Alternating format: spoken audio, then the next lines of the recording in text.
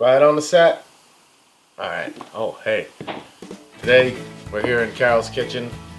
New place. This is where I do all my cooking. We're going to be making traditional English muffins from scratch. A recipe from the Bread Bible. My favorite book in the world when it comes to bread. So let's get to it. Alright, we're going to start with a 1/4 cup of hot water. 1 tablespoon of active dry yeast. Oh, that's not enough. You gotta make sure you got enough in there, chum. There we go. Nice level. Sprinkle it over the top so it doesn't form any blobs. Then to activate, you sprinkle a little sugar on top. And the sugar makes everything better. Mix it up. And this will start to bubble and turn into a nice little yeast monster. It'll take about 10 minutes. We're going to start with 2 cups of unbleached all-purpose flour. Oh, somebody left a measuring cup in here. I bet it was me. But, oh well. I keep my flour in a plastic bag like this so it makes more of a mess all over the counter. Not a lot of people try to make things less messy. I try to make them more messy. Part of the fun. Just kidding. Okay, leveling off our flour there. 1 cup. Alright. 2 cups. 2 teaspoons of salt.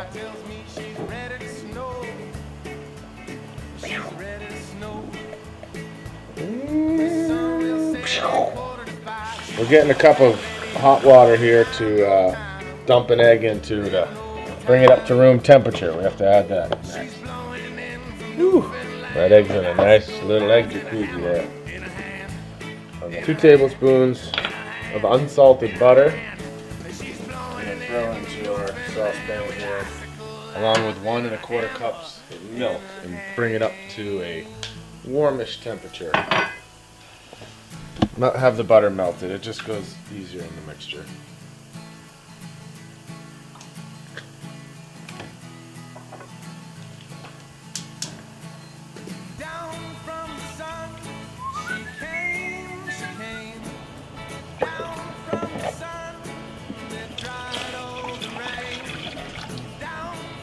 One 1/4 cups.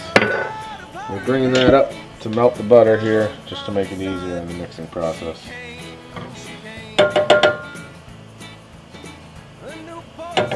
Alright, we're adding in the milk and butter mixture to our 2 cups of flour and salt. Also, our egg is up to room temperature here after being in the egg jacuzzi for a little while. Sorry, buddy, but you're going in.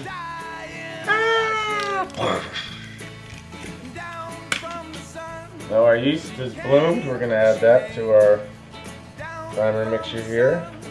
Get all the little yeast bunnies. We're going to mix this together into a nice soft batter. Right? Okay. Well, looks good. Mixing together here. Alright, we have a nice soft batter here. We're going to add in a secret ingredient. These are dried currants, which are kind of a sweet raisiny, like a mini raisin. They're wonderful. They add a nice flavor dynamic. We're going to start adding in the remaining 2 cups of flour, a 1/2 cup at a time. It's important to do only a 1/2 cup at a time because you don't want to overwork the dough. All these terms I'm also using kind of out of context because I don't really know what I'm doing, but I've made this 12 to 15 times and it's actually pretty good. So 1/2 cup at a time.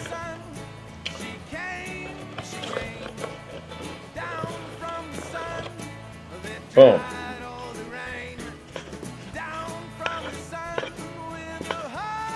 Alright, that's most of the way incorporated. We're going to add another 1/2 cup. Another 1/2 cup. That'll bring us up to 3 cups. We're looking to get to 4 cups. the dough is going to start getting pretty dry and shaggy, but that's what we need to do before we knead it on the board here. It sounded like I said board hairs, but I actually said board here with a bit of a funny South Shore accent. Okay, we're at 3 cups. We need to add in another half cup here. While I'm talking, you know, the dough is being formed like a civilization, a tiny town in a bowl. 3.5. It's important to count it out loud so everybody knows how much you're at. Because people will try to distract you when you're baking. You can't let that happen. It's really a quiet battle, you know. I'm gonna have to start working it with my hand. You know, make sure you always have clean hands. I do. My hands are always clean. I don't work, so you know, there's no grime or grease from work or anything. So, and I go in the steam room at the gym. I'm fancy. Sorry, just the way it goes. Last half cup.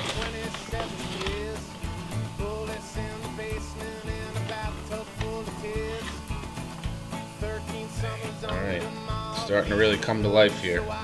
Starting to become a little flour baby. I'm very proud of her. I just want her to get all the flour to be incorporated.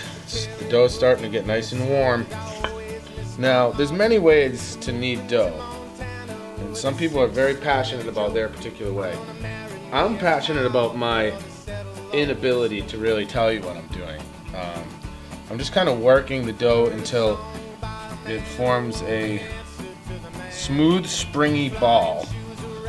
And you're just incorporating just enough flour on the work surface here, because you don't want the dough to absorb too much flour, or it'll become mean. Actually, it'll start yelling at you and telling you that you're a failure, and that all your hopes and dreams are, really for nothing, because you can't even make a proper English muffin dough. So now we're gonna get a wooden bowl.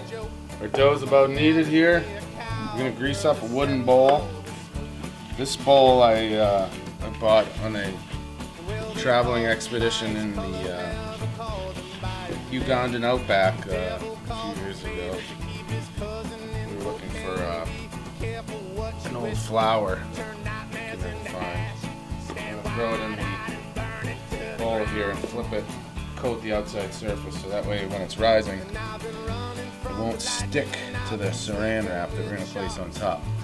Oh, that's a good baby. It's really important now that it's in the bowl and you've kneaded it all to really start talking positively to it.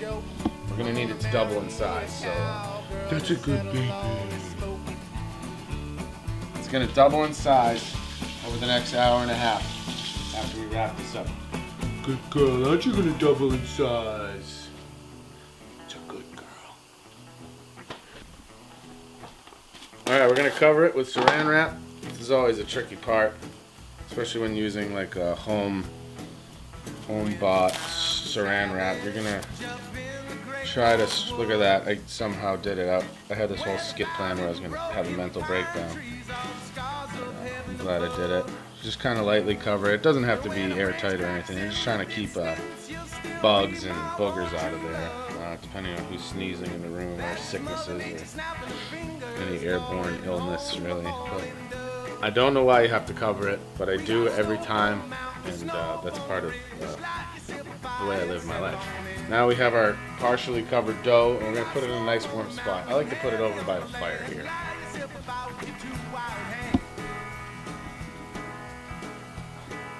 I like to put the dough right by the big hairy chair here that's right by the fireplace.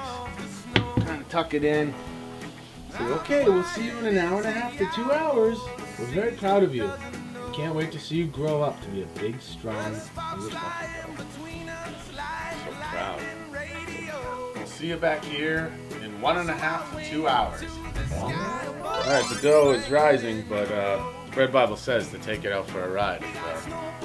Because it enjoys the warmth and the motion of the automobile. So I'm going to call Express for a ride and see what he has to say. Hello? Express? Yeah, this is Jake. I need to bring my dough out for a ride. Okay, you'll be here in 5 minutes? I'll be right outside.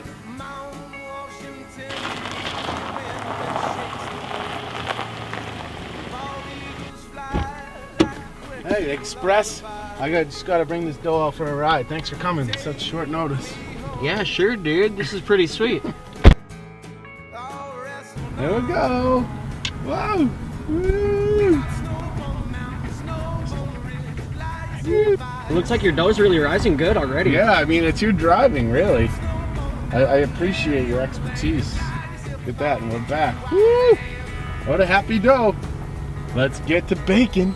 And before my dough is finished rising, I like to give it an extra special little kiss into the world.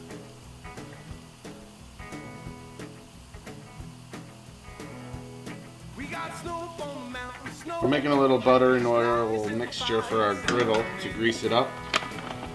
Once we get those English muffins rolled out and cut. Alright, it's been about an hour and a half. Our dough is doubled in size and we're ready to turn it out. Shouldn't be handling it that much. Now I'm just taking cornmeal and liberally sprinkle cornmeal onto the work surface. I'm going to turn this baby out.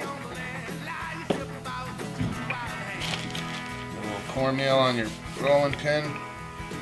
We're going to roll it out to about a 1/2 inch thickness. While you're turning the dough out, preheat your griddle to 350 degrees or a pan on the stove top at medium-high heat. We're working this out to about a 1/2 inch. Get down there and check it. Don't be afraid. Look at your work. You're making a beautiful thing here. Be proud of it. Now that it's stretched out to about a 1/2 inch, we're gonna really get the dough moving so it's not sticking for when you cut your muffins. Right. Sprinkle a little cornmeal on top here, and we're gonna cut. We're gonna cut our muffins. This is a 3-inch pastry cutter. They come in sets of 4. They're very cheap, very awesome. You want to press straight down and not twist as much as you can because the flour will stick and it will actually become oblong, which is a mistake I've made a lot in the past. But like I said before, I've done this 12 to 13 times and I'm pretty much an expert. Sometimes you have to twist it a little bit. We're going to get as many as we can here. So we did our first pass. We got how many? 3, 5, 7, 9. We're gonna pull the dough away because it's fun. Well, not for any real particular reason. And we're gonna make our second batch in a second. Some of them aren't cut all the way, you know. You don't win them all. Not in the English muffin game. This is called an English muffin octopus. Alright, our griddle's up to heat here. We're going to add a little bit of butter and vegetable oil mixture into the griddle.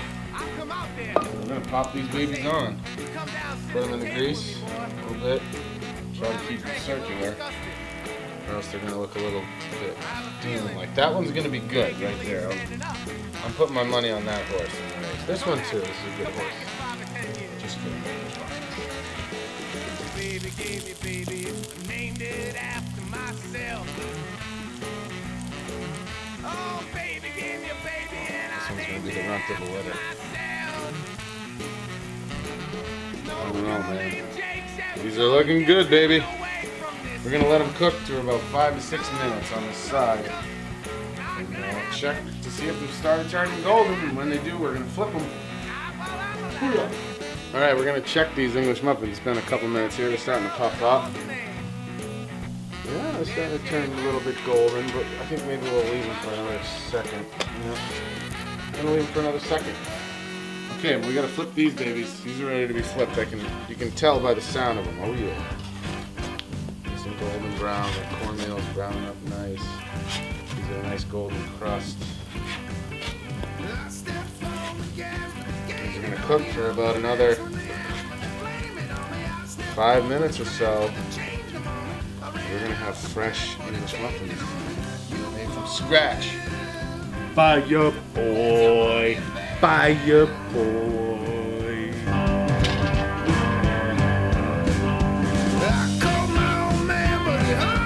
Alright, these are starting to brown on the top here. Oh man, you can feel on the sides that they're getting somewhat done. We're gonna finish them on the cooling rack after they're done in about another minute here. These homies are done. Oh, look at that. That's not no Thomas's. That's a Jacobs's wet ant. I'm gonna put them on the cooling racks to cool for a little while. And they'll still cook a little bit. Big boy. Oh my god.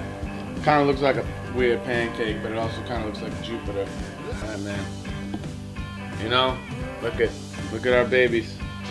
We made the English muffin. Oh, what's this? We made English. This is, you know, it took us 2 hours. Nothing but love here. Nothing but love to you. This is Jake Hill from the Plymouth Food Police saying, wah.